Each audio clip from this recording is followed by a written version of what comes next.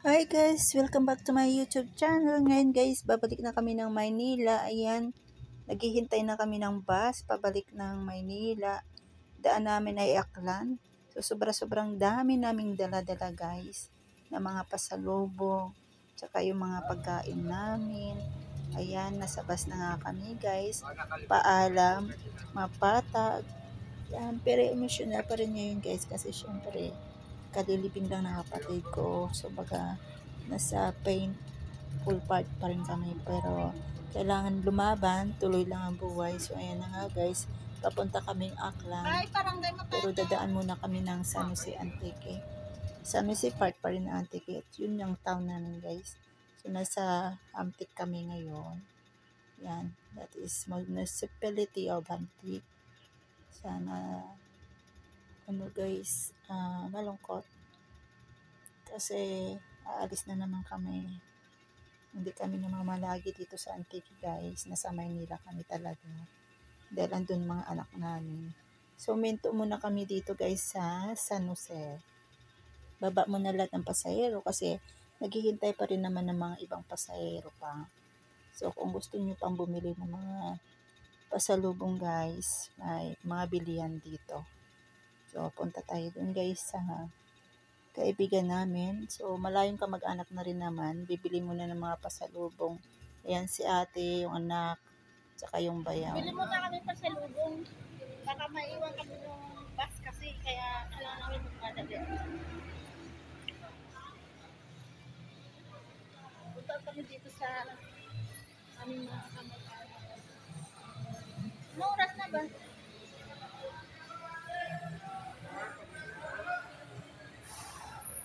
Sombrero.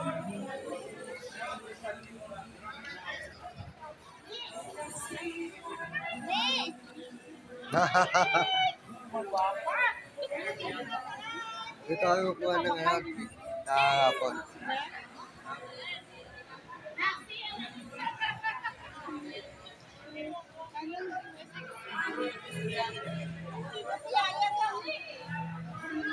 Dami din sila sa PSA.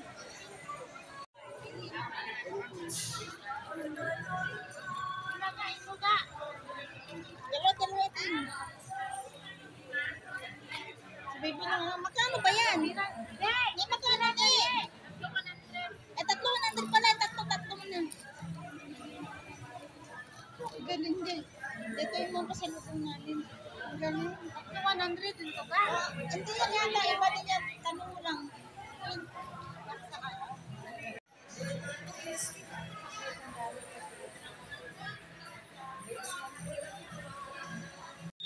Ito pa guys, so sa amin, kumalaan natin dito. Yan.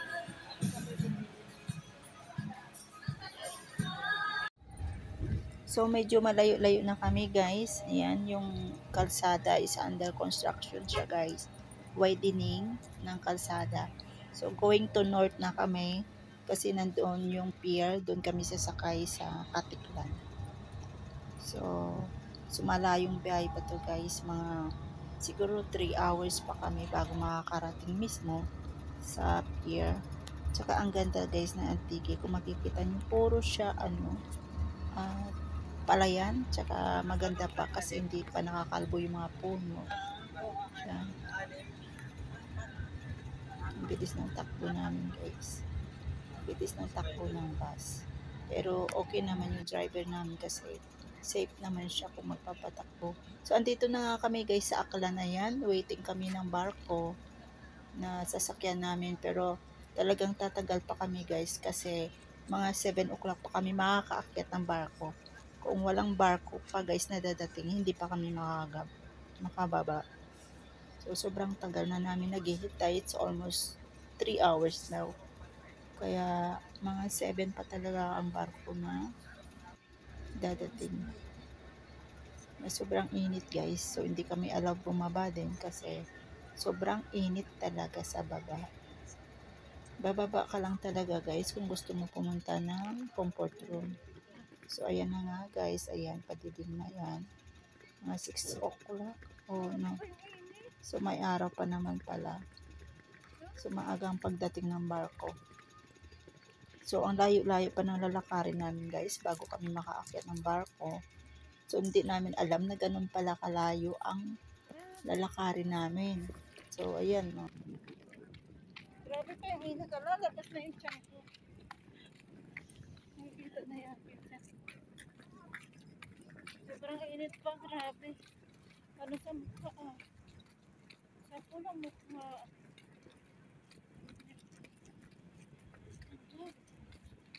Init pa talaga. Sobrang. Ano na? Labas na yung tiyan ko.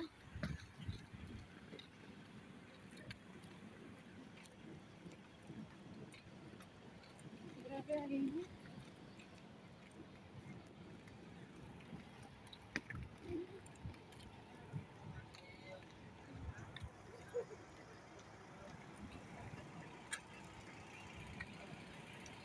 Grabe yung init pa.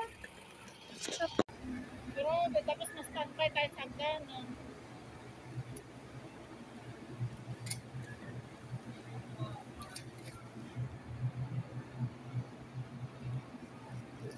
Kubaw. Grabe na yung tsura natin.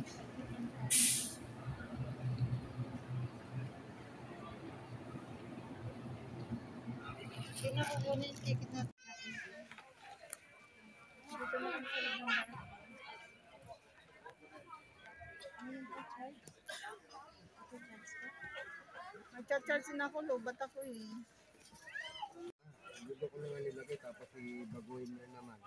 Pag alam ko na nandun, ililipat mo na naman sa iba. Charge na lang muna ako. Tingnan natin. Walang 10.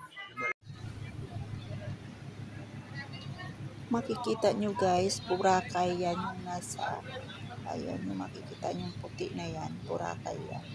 Kasi nasa Katiklan kami. So may nagbo-boating.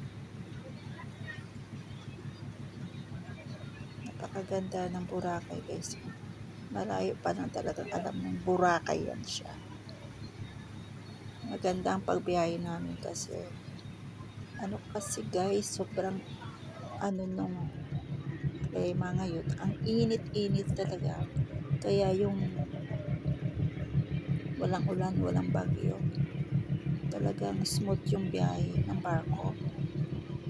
Smooth yung sailing. Mapanatag. Walang alon-alon yung dagat.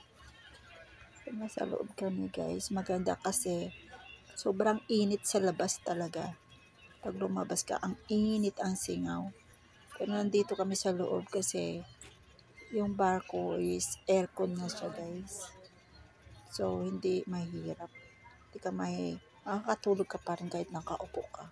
Kasi malamig. So, 4 hours lang yung aming biyahe sa barko guys. Kasi bababa kami ng Mindoro. Sa Mindoro ulit kami bababa. Magpabiyahe kami ulit ng bus.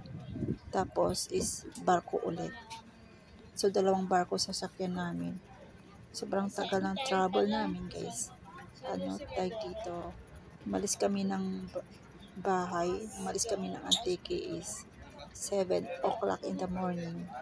Now, it's already, maybe, I think it's the middle of the night now. Yeah. So, malapit na guys kami. Padaong na ulit kami sa Mindoro. So, nasa Mindoro pier kami. Tapos, magbabiyahe ulit kami ng bus. Papunta na naman kami ng sasakay na ulit ng barko. Papunta naman ng Batangas Pier. So, ready na kami guys. Bababa na kami.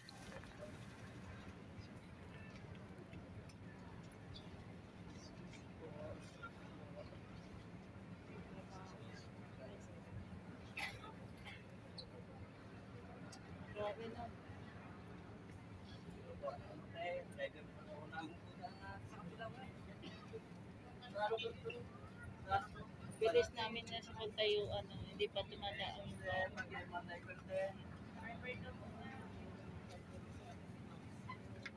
Hindi pa na maanda yung barako, nasa gilid na kami.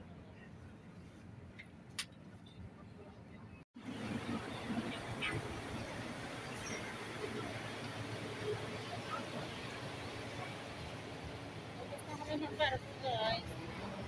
Ayan.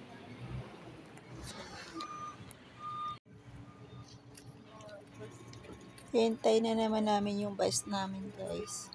Kailangan alam nyo yung bus number nyo kasi may iba-iba po destination yung mga bus. Kaya dapat alert din kayo para di kayo maiiwan ng bus. Pero alam ko talaga hindi aalis yung bus hanggat yung mga pasahero hindi kompleto. So ang layo pa rin ulit ng aming lalakarin, guys, para makasakay ulit kami sa mga buses namin. So minsan pag magbiyahe kayo na barko o roro talaga, sobrang hirap, matagal ang biyahe, pagod, at hindi kayo nakakatulog na maayos kasi 4 hours lang kayo sa barko, sa bus, mas matagal ang biyahe. Kaupo kayo, sobrang bilis ng bus, minsan nauumpog ka na. Pagpikit mo, dilat ka na naman. So, aabangan namin yung aming We're bus. waiting for our bus. Maybe that's our bus.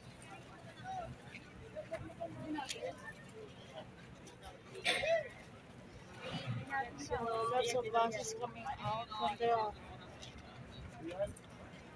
ship.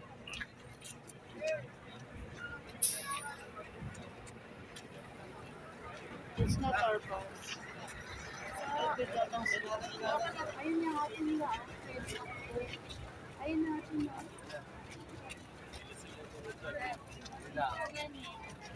Uy,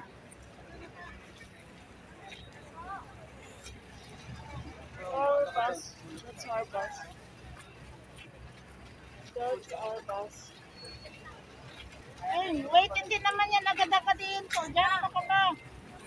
Magpaparada lang doon. Doon tayo, hindi naman tayo pwede pasakay dito. Doon yan. So we follow our bus. That's our bus, the white one.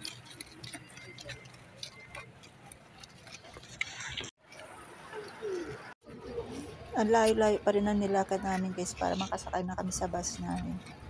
So ayan na nga, paakyat na kami ng bus namin. Biyahe na naman kami for 2 hours, guys, bago naman kami ulit makakarating sa pier. Mindoro part pa rin dito ng aming biyahe. Nasa Mindoro pa rin kami. Pero ibang pier na naman ang aming sasakyan, guys. Ang aming hihintuan para doon na naman kami sasakay ng barko. So 2 hours pa itong biyahe namin, guys. Ulit. By bus ulit kami. So land travel na naman kami ngayon. Excuse me. Yan, sobrang ginaw din dito sa loob ng aming bus. Kasi talagang malakas ang aircon. So, prepare nyo lagi pag magbabiyahe kayo, guys. Don't forget talaga na magdala kayo ng inyong mga jacket Oh, no. para komportable din kayo pag yung malamig. Makakatulog pa rin kayo ng maayos kahit nakaupo kayo. So, this is my area. So, ayan na nga, guys. Nakababa na ulit kami ng aming bus. Dito na ulit kami sa pangalawang pier. Dito na ulit kami sasakay ng pangalawang barko. So, kailangan namin ulit pumila. Waiting na naman kami, guys, sa pangalawang barkong sasakayin namin. Papunta naman kami ng Batangas. Ayan, guys, so sobrang daming pasahero. Iba't ibang lugar na pupuntahan. Kami, diretso kami ng Batangas.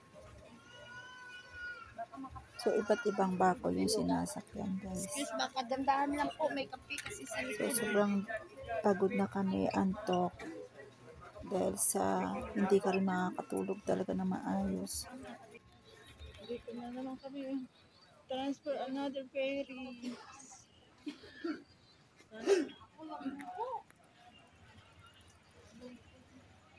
3 hours na biyahe. Wala. Ano si Andorra. Wala, ilo-ilo din pa.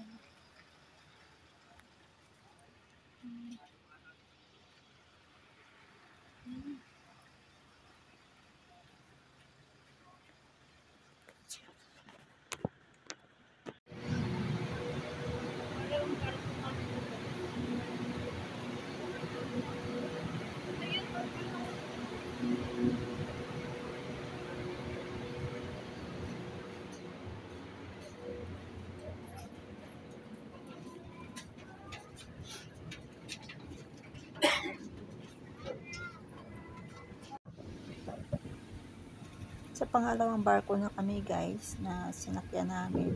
So malapit na rin kami sa pier. Malapit na dadaong yung barkong sinasakyan namin. So ayan, it's a 3 hours travel. Kaya, pero matagal-tagal pa guys. Kailangan todo mga ano ka talaga eh. Last na barko namin, Batangas Port.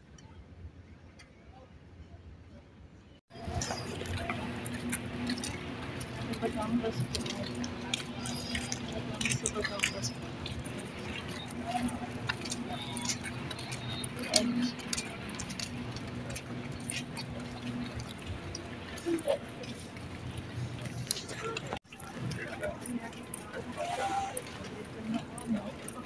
Lalakarin natin.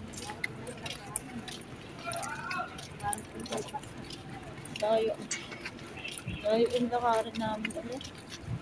Bago papuntang labas. Oh my goodness.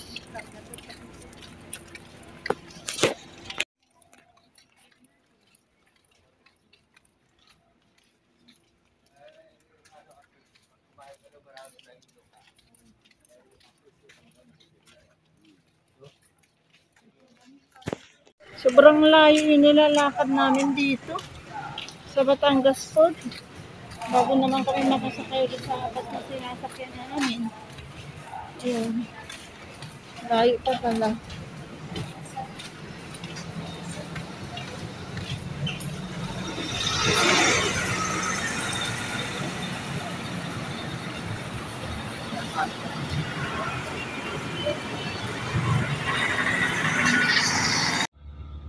So, nasa Batangas na kami guys.